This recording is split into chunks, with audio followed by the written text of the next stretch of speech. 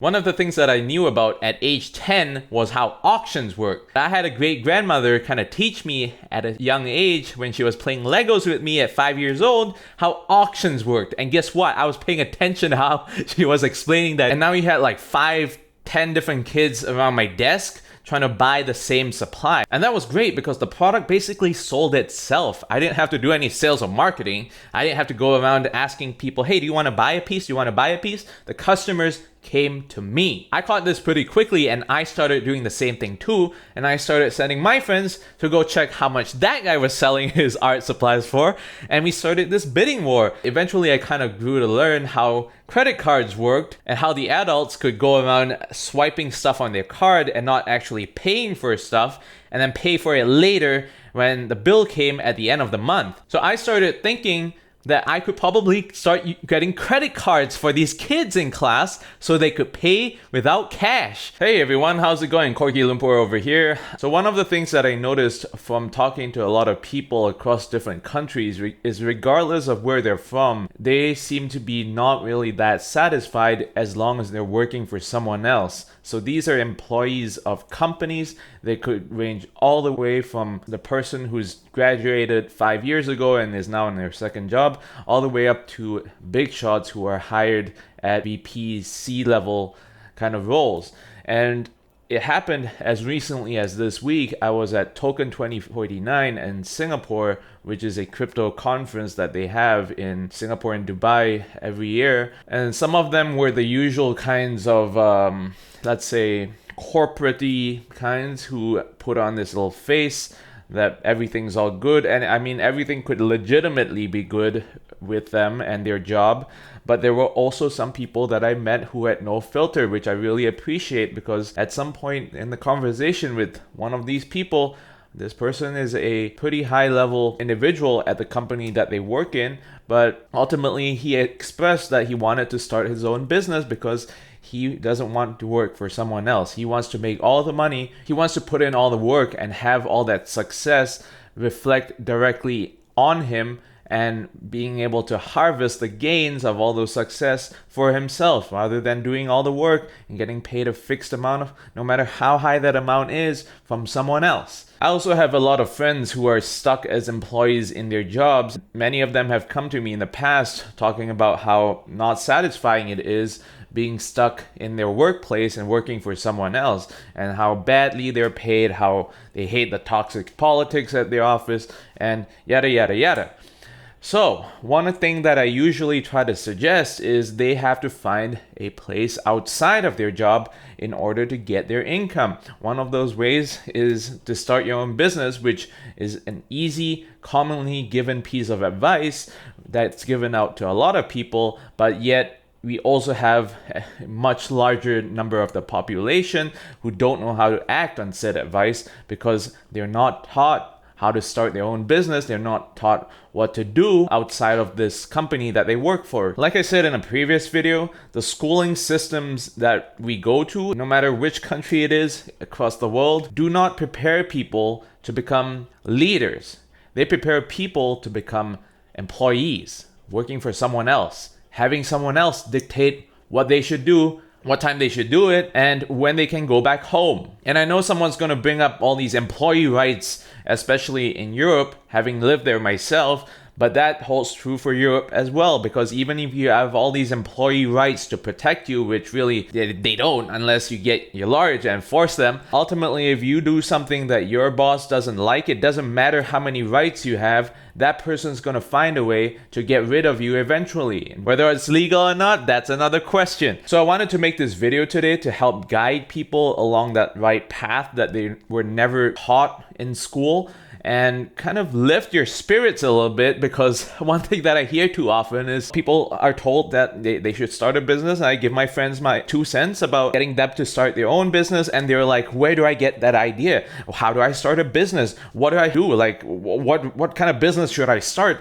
And the thing is, that's a question that you have to answer for yourself. There's no one else who can teach you. You might be inspired by something that someone said in conversation, but ultimately that idea comes from you. you. So one good example that I have is I started my own business for the first time when I was 10 years old. Yes, 10 years old. A lot of people that I've told this story to, including interviews in the past, don't believe me, which is why I kind of stopped telling this story in many situations. I still told them on some of my dates back when I was still dating a couple of years ago, but for most part in a professional setting, I don't usually tell this story because it's just too outlandish for a lot of people to believe. So I grew up in a middle to upper middle class neighborhood in Petaling Jaya, which is a upper middle class, mostly Chinese district located near Kuala Lumpur in Malaysia.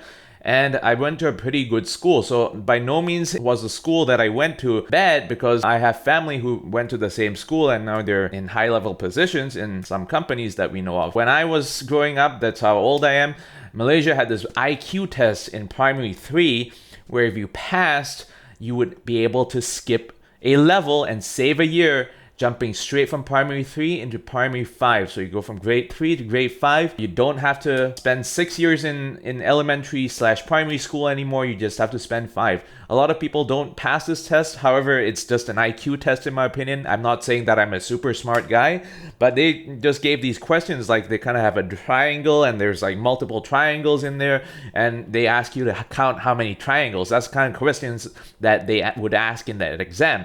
Long story short is I passed that exam and went straight into primary 5 with 5 other kids in my batch. And we were put into kind of like a dumb class, and I say that in a really objective sort of way because I was in the top class in primary 3, but because something about the principle of skipping a year and you might be left behind, so you don't want to be in that speedy, smart class. You want to be in that class where the teachers kind of go slow and easy on you and, basically are more forgiving if you don't completely understand what it is that they're teaching for the first time. At least that's the whole theory of putting you in the slower moving class. But the reality of that was you get put into classes with a bunch of lazier kids, and the teachers are also lazier as a result because Malaysia. So what we had was a lot of free time, which is how I got to start and run this business in the first place. What we did have was this one teacher who wasn't like the others in the sense that she was really strict, and she actually was taking her whole subject really, really seriously, and that subject was art class. So her name was Mrs. Wan Chik. Yes, she's a Malay lady. That's a Malay name. We found it pretty funny when we were 10 years old because, Mrs. Wan Chik. That's one chick. Cheap. So Mrs. Wan Chik was very strict in terms of making people actually pay attention in their class and actually do work. And because it was an art class, she would make everyone bring their kind of drawing blocks every single week. There's kind of like A3 sized pieces of paper that we would use for painting and drawing and whatever. One of the problems with this drawing block, A3 piece of paper, was that it's way too big for the bags of most kids. I don't think there's any bag, except if you're carrying one of those business suitcases, that would fit one of those pieces of paper. You would either have to fold it or to roll it up and just carry it right next to you, and it was just a chore for just most kids in general. So a lot of kids in that slow class just didn't bring their art supplies at all, right? They would just count on the teacher not doing their job and letting them do whatever during that 1 hour time frame. But Mrs. Wan Chik wasn't like this. She actually wanted people to do work in her class. So she actually dished out punishments, which ranged all the way from getting a group of people to, stand on their chairs and pull their ears and berating them with a bunch of scoldings, all the way to, whacking them on their hand using a ruler that they had for teachers in class. One thing I want to point out is I can be a pretty lazy person. So I was academically smart from kindergarten all the way till college. I was a straight A student for most part, except that last couple of years in high school, which we'll talk about in a separate video. But I'm just a person who doesn't like doing things that I don't completely understand what the value of would be. In a way, it's a form of efficiency because I don't like to waste time on things which I don't see the real benefit from doing. And one of those things was art class, because I'm not an artistic person, maybe an autistic person, you could say, and I would agree with that. But I just didn't see the value of learning art or drawing in general. My art's pretty bad even till today, even though I do try. So I was one of the kids who didn't bring my art supplies to school either. But after a couple of weeks of Mrs. One Chick scolding people, giving them punishments, beating them, including myself, I kind of decided, hey, I'm just gonna try to avoid that psychological pain of anticipating that scolding and beating every single week on a Tuesday. So I decided I would start bringing my drawing blocks to school now, even though that was difficult. You can count on lazy people to find the most efficient way to get from one point to the next, because they just want to get in, do that thing, and get out. And that was one of the things that I did by bringing the entire drawing block to school. So these A3 sized pieces of paper would come in stacks of 20. So I brought the whole block of 20 and planned to hide it under my desk so I could have a drawing block to just kind of tear out every single week. And I'll be good for the next 20 weeks, which is the next 5 months, half the schooling year. The first day I brought that stack of 20 drawing blocks to school, I had everyone start asking me if they could have one, because none of these kids actually wanted to get scolded or beaten. They just weren't motivated at all to bring their art supplies to school. But at the end of the day, when you see someone who has ample supply, maybe they could give you one so you could avoid getting a 5-minute lecture followed by a beating on the palm with a school ruler. So I can be a pretty generous person. I'm not saying this as a flex. My kindness and generosity has been something that's been with me since a young age. I've also had many people take advantage of that kindness and generosity, which is how you get, folks becoming more and more cynical and pessimistic about the world that we live in because of these bad actors. So I would give my friend next to me a piece of paper for art for free, but I can't be giving every single person in the class of 30 a piece of paper as well, because first of all, that's a lot of people. And second, I don't really have enough to go around for the entire class. And third, it costs me or my parents money, and I can't be a charity and welfare center every single week in school. So what I did was I started charging each of them 20 cents a piece. And the reason why I charged 20 cents was because that was what the school bookstore was charging. Now, in the school that I went to, it was a pretty big school, so the bookstore was located literally a block away from where our classrooms were. You had to spend 5 to 10 minutes walking to the bookstore, and you would have to spend 5 to 10 minutes walking back. Moreover, the school bookstore also didn't open until 9. Kids were expected to be in school at 7:30, so it wasn't like they could go to the bookstore when they came to school early before classes and buy their drawing blocks from there. They had to wait till almost recess, which they also didn't want to spend lining up at the bookstore, because most of them would rather spend time lining up at the cafeteria to buy food. So that wasn't really a good time to go to the bookstore, and even if you did, that would take up quite a bit of time walking there, walking back, and going up 3-4 stories to your classroom. I thought that was a fair value, 20 cents. That was what the school bookstore was charging. And I sold out on the first day. I sold out within a couple of minutes before art class that day, because everyone wanted a piece of paper each so they could show Mrs. One Chick that they brought their art supplies and hopefully wouldn't get punished. So you see over here that I kind of figured out a business to start because of a pain point that I had. Nobody taught me how to start a business. No one came up to me and said, hey bro, maybe you should start a bookstore because all these kids aren't bringing their art supplies to school every day. No one did that, right? No one else started a business, although eventually a guy from the next classroom did, which I'll talk about in a second. But no one else pointed this thing out and said, hey bro, this is a good business idea. It has to come from you. This was a problem that I personally faced, and I decided to solve myself, and in that process, I coincidentally managed to start a business out of it. School doesn't teach you how to start a business or run a business, and no one's really going to give you business ideas, and even if they did, they wouldn't be able to spend the rest of your life guiding you through that process, hand-holding you through every single business that you should start, and when you should close it down, and how you should run it, and how many employees you should hire. All of that has to come from you. So that was week 1 of my business. And the next week, I decided to do it again. I decided to bring that whole stack of 20 art blocks and see how that would go. And this time, the other kids from other classes heard about it because they caught wind of it from last week. And since all the classes across the grade got the same art teacher and the same art class on the same day every week, there were a lot more customers outside of the class that I was in. You had kids coming in from other classes saying, "Hey bro, you got a piece of paper that I could buy from you because I heard from last week that you had a whole bunch." What I realized this time was that I had a much larger potential customer base than I had initially thought, and I had bought the same supplies that I did last week, expecting the same customer base when in fact that customer base had expanded. One of the things that I knew about at age 10 was how auctions work. I think eBay was just starting back then, but I had a great grandmother kind of teach me at a young age when she was playing Legos with me at 5 years old how auctions worked. And guess what? I was paying attention to how she was explaining that, she used to go to auctions and bid for stuff and yada, yada, yada. So I knew how auctions worked, and I decided to start auctioning off all these drawing blocks to the kids. I didn't want to charge 20 cents anymore beyond the first 5 sheets because I was now down to 15 sheets. And now you had like 5-10 different kids around my desk trying to buy the same supply. And I wanted to make it more fair to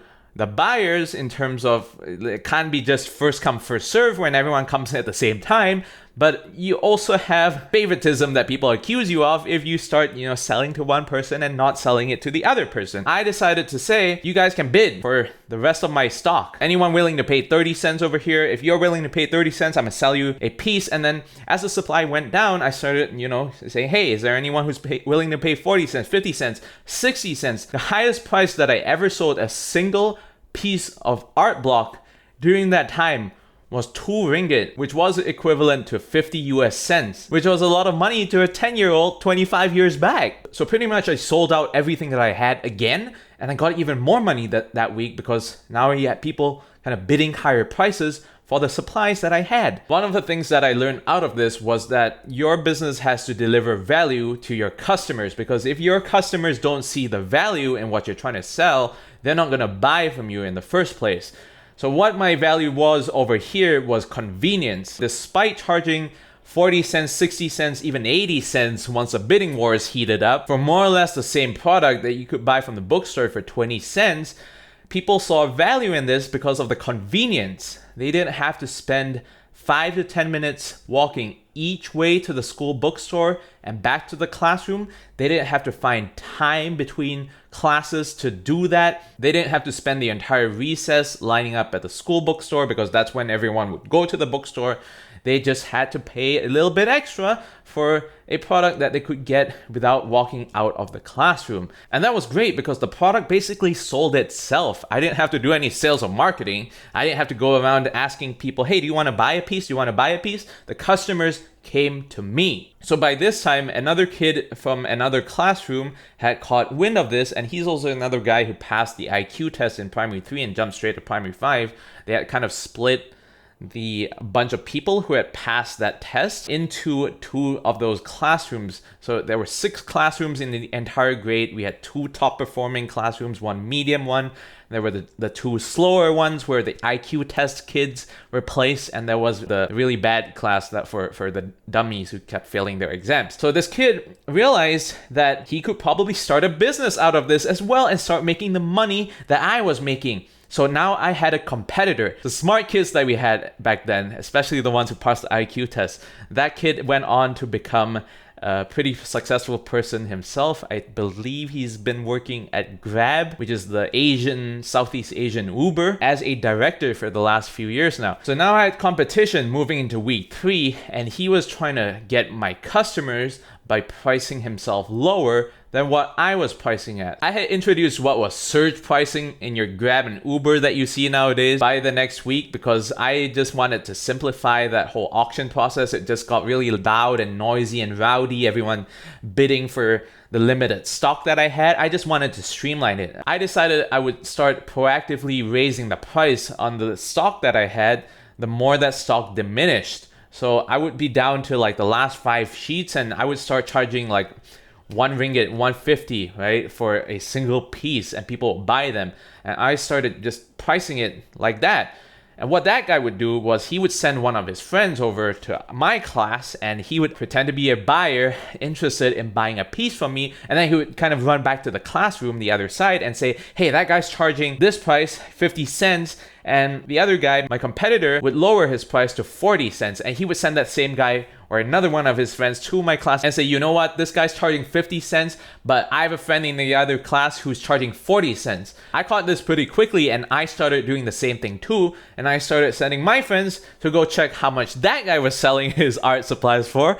And we started this bidding war. And one of the things that resulted from this bidding war was these weird prices, because we would start pricing things not just, to the next 10 cents. We would start doing things like, that guy's charging 45 cents a piece. I'm gonna charge you 43 cents. And that's cheaper than the next guy. Even 25 years back, 1-cent coins were just really uncommon. People found them a hassle to carry around because they just held so little value. And there wasn't really much of a point to carrying them in your pockets, especially as a 10-year-old kid. That was a lot of weight. And the kids would start telling me that they didn't have 1-cent coins, and could they pay 40 cents instead of 43 cents? And I would be okay with that because they were reluctant to pay 45 cents, but they also didn't have that change. And they also wanted to get that transaction done quickly, because if I started haggling with them and say like they should pay 45 cents too, those kids might not be performers academically, but they're certainly not dumb. They would kind of say like, hey, maybe I should just go buy from your competitor instead because you don't want to lower the price for me and you're just so unfriendly. And I had to charge them 40 cents, skip out on the 3 cents difference, and that was something that I didn't like.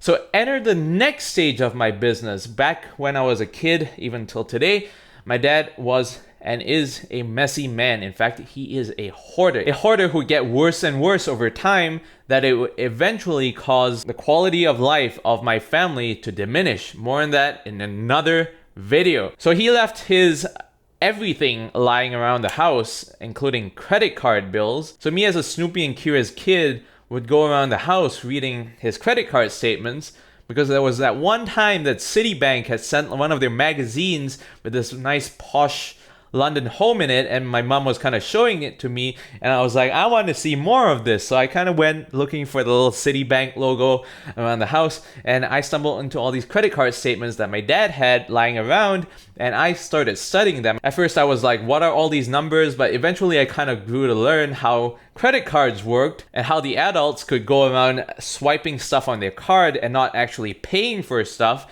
and then pay for it later when the bill came at the end of the month. So I started thinking that I could probably start getting credit cards for these kids in class so they could pay without cash. And if they could pay without cash, they could pay these weird numbers like 43 cents and 58 cents and whatever. They could just, have a bill that they could pay at the end of the month. I started getting these heavier weighted pieces of paper, the kind that you use for business cards, that we also had lying around the house because hoarder home, and started folding these pieces of paper, the kind of letter A4 size pieces of paper, and I folded them into little rectangles of 8, and then I would cut them and started using these fancy gel pens to create credit cards that I then brought to school.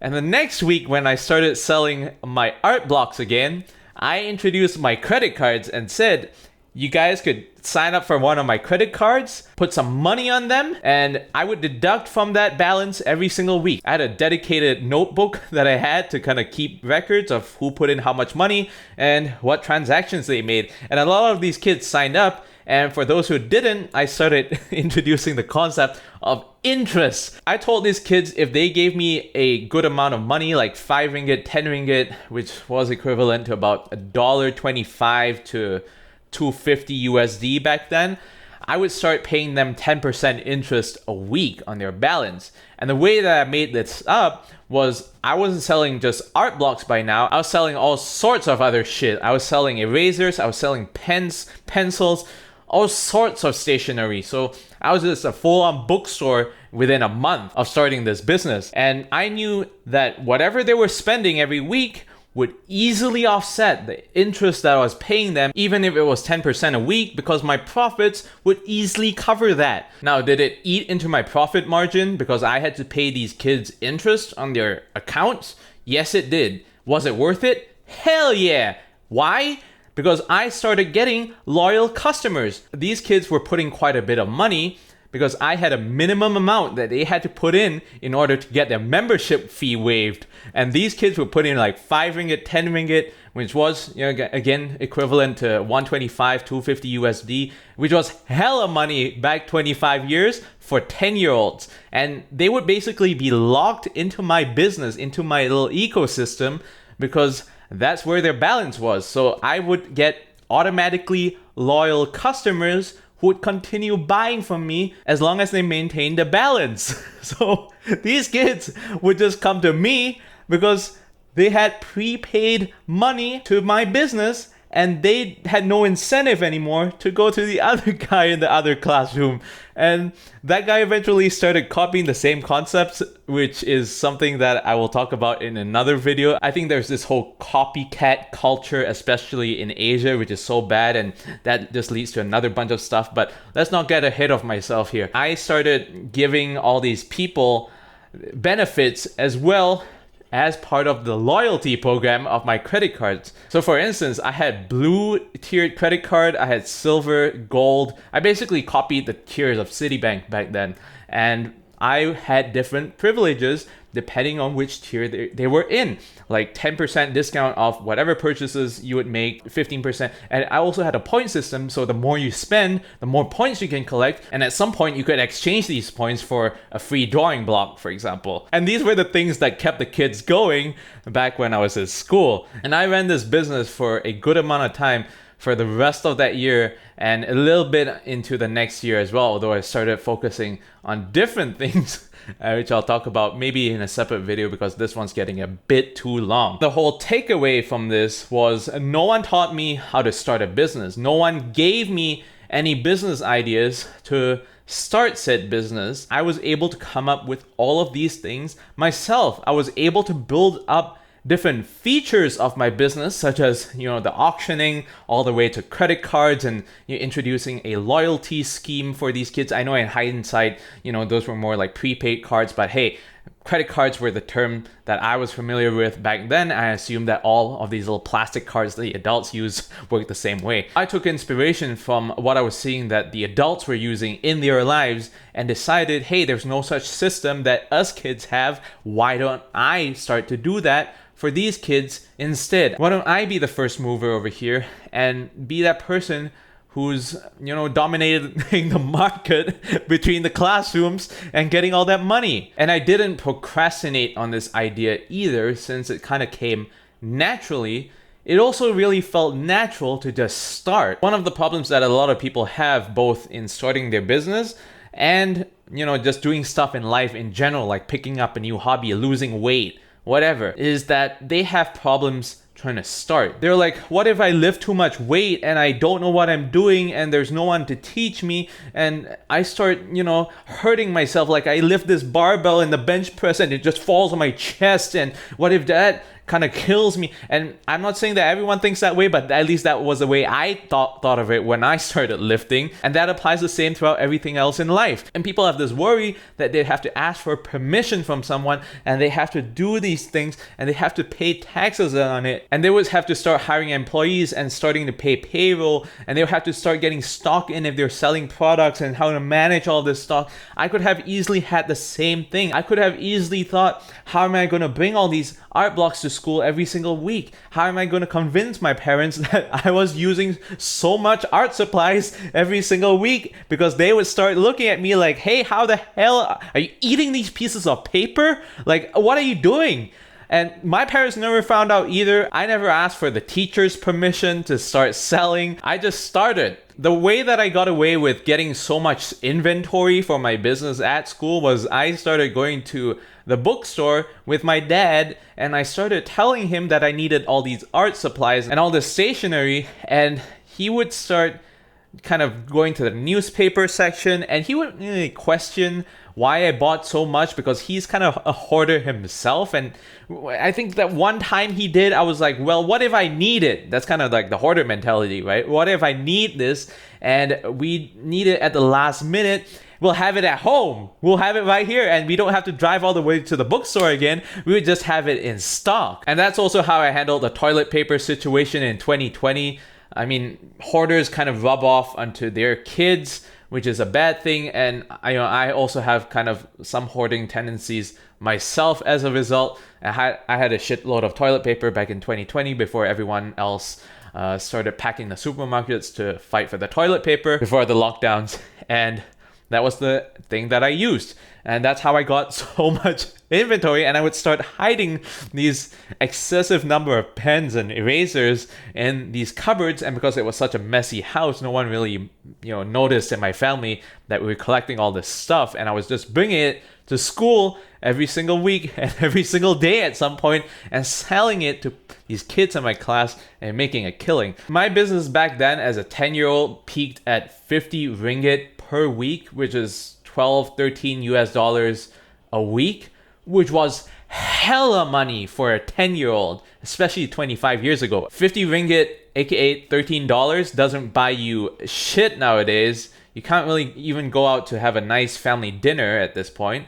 But back then, that was a lot of money. And this was a very rewarding kind of feeling, right? Because it might be difficult kind of starting your own business, but eventually once you start getting profits, you're going to feel really great. You're doing all this work, right, for yourself and putting in all the sweat and tears, and you're making all that money instead of having that profit go to someone else, which is your boss in the company that you're working for. You have incentive to do more things because that's your business. That's your baby. That's why I started thinking about all these credit cards and loyalty programs. There was no one else telling me to improve my business, because that was just a natural feeling. You want to make things successful. You want to build on top of that success. So in order for you to do that, you have to start thinking, and no one else is going to do that for you. No one else is going to bug you to do it. In fact, we have a lot of tall poppy syndrome in this part of the world where people are going to tell you that you're going to fail. You're not going to be able to start that business. What if this happens? What if no one buys your product? What if? Who cares? Who the hell is going to know until you actually start? And I'm not telling you to go start like a dumbass business and lose all your money. And that's the problem that we have in society, because we're just so cocooned into this comfort zone that we're conditioned from just such a young age, from school all the way till adulthood. We're conditioned that someone else is going to feed us this information. The teachers are going to teach us what to learn, when to learn, what to do, what we can't do, when we can spend time doing each of these things. That's the mentality that schools brainwash us into. And that is a shitty gift that keeps on giving. We go to college, the same thing happens. You might become a little bit more independent once you're in college, but you also start getting the other side of the brainwashing, which is you always need to have someone to supervise you. You need your supervisor to tell you what to do, right? You need the approval of your teacher to go to the toilet in school. You have to have the approval of your professor to get an extension on the assignment that you couldn't finish on time.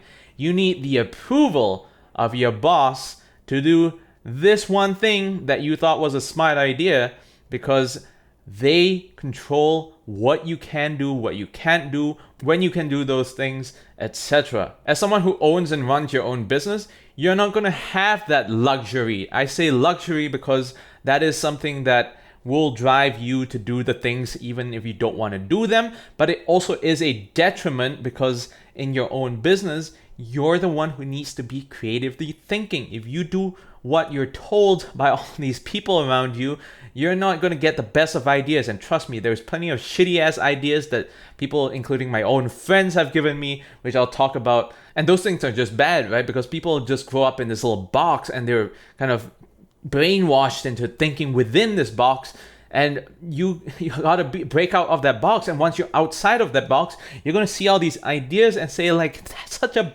bad freaking idea. How did this person even think about it? And the reason why that is again, going back to the school example, you're brainwashed. You gotta get out of that brainwashing. You gotta start thinking independently of what you're conditioned to do, to think. And that's something that's not easy. It's not easy to break that cycle. And that's something that I will talk about in another video. See why I started this channel? There's just so many things that I want to talk about. And some of these things just fall under a single topic, but like the number of chapters in them are just so numerous. I can't cover everything, even if I made this video like a 2-hour long thing. Right? I used to joke with a lot of friends that I could probably start my own college course and have a full syllabus that's packed with valuable stuff, not the shitty ass syllabus that the colleges brainwash you into, but valuable life lessons that you can learn. And I could do this maybe for 8, 9, 10 semesters and still not be done giving lectures every single day. And that is something that I hope that all of you can benefit from when you watch my videos. I mean, I wish I had someone to tell me all of these things that I'm about to tell you back when I was younger, but sadly I don't. And I believe more people need to get out of this whole cycle that they're in, or at least, you know, even just stop getting scammed, as you can see in some of those scam bait videos, and be able to live a fulfilling life doing what they want. That's why I'm making all these videos. I hate it when I see people on their phone just scrolling Facebook all day, looking at stupid brainless shit that doesn't teach them anything. And on top of that, you get all these useless influencers who try to sell you on this whole lifestyle of theirs while secretly pushing all their random products that they're sponsored to talk about to your face that you don't really need. And you know, that's just bullshit that doesn't give you any value, and that's something that you need to pull yourself out of. I'm going to wrap up this video with hope that you feel motivated after hearing my story over here, because one of the things that you need as part of going your own way and not working for someone else is the courage to actually do it. You're not going to start out with a stable income from that. You're not going to get someone telling you what to do. You're not going to get someone who's waking you up every single day and forcing you to be a certain place at a certain time to do the work. You're going to have to manage all of those things on your own. And that's scary for a lot of people because that's something that they've never experienced in their life. And I'm not trying to tell you that it's all easy and shit, but you got to step out of that if you want to stop complaining about the toxic job that you work in, about how you're getting paid a fixed salary and going above and beyond is never rewarding.